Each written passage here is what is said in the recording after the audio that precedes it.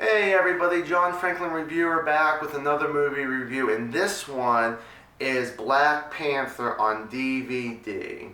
So what exactly is Black Panther about? Well, Black Panther is actually about the character Black Panther going after a character named Claw, played by Andy Serkis, because not Andy Serkis, but the character Claw stole some vibranium from his country of Wakanda.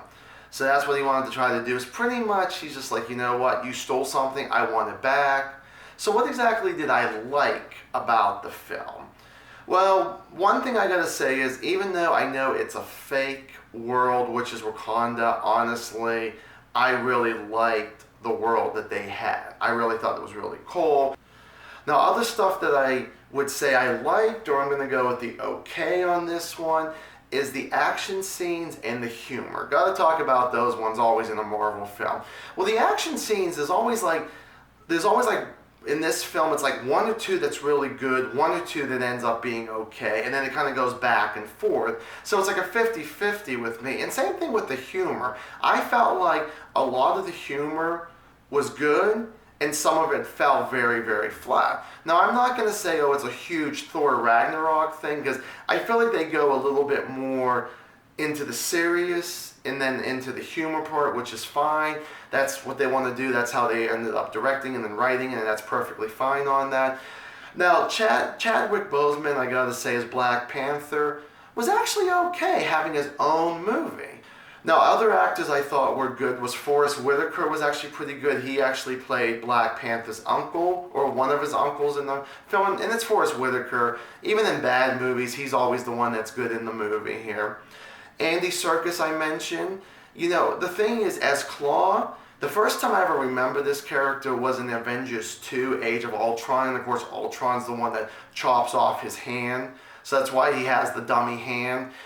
I was expecting him to do a lot better, and some of his dialogue was pretty stupid. Now, the only person that I gotta mention I think is better than all the actors I mentioned is Black Panther's sister. I don't know who the actress's name is, but oh my god, her humor was great.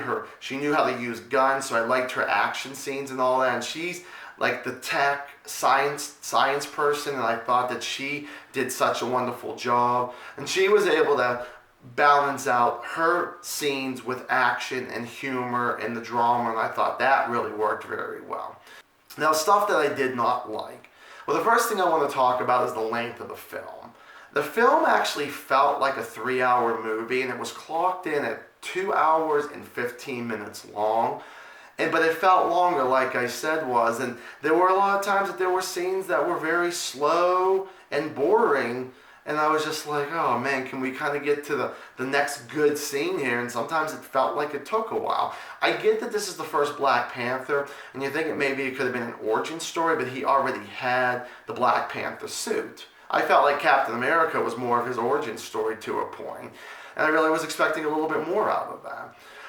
Also, and this is going to be a brief spoiler here, but Michael B. Jordan, his character was Killmonger or something like that.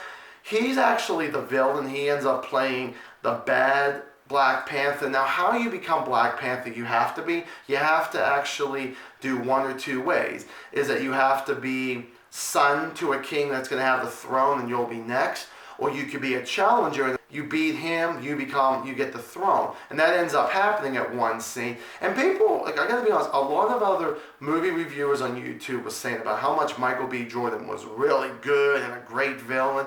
Yes, a great villain for Marvel, but overall, not a great villain. I mean, would you really compare that character to like Alan Rickman's Die Hard? You know, if you do, I think Alan Rickman would win out on that one. That's just me. Now, I gotta be honest, like I said, with him, he was good. He wasn't one of those villains that just stood around and told people to do. Yes, there was a scene he did that, but he knew how to fight. So I want to give some positive on this. He knew how to fight, you know, Black Panther and a couple of the female soldiers who were just nothing but badass too. I gotta be honest, some of the bodyguards to Black Panther I thought was kind of cool there. Bottom line, I really was expecting a lot more. Now, this film was more of a personal story, and I do like those kind of movies where they don't always have to be, bigger is always better kind of thing, and it was a personal story, and that was nice.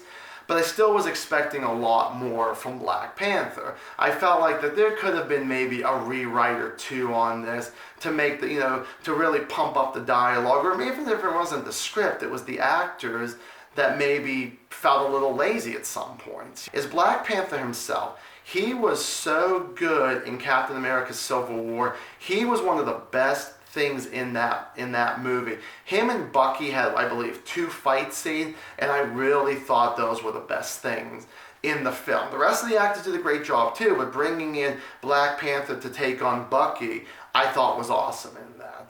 Now, what would I rate this film? Not as high as I like it to be, but I'm going to go 2.5 out of 4 stars.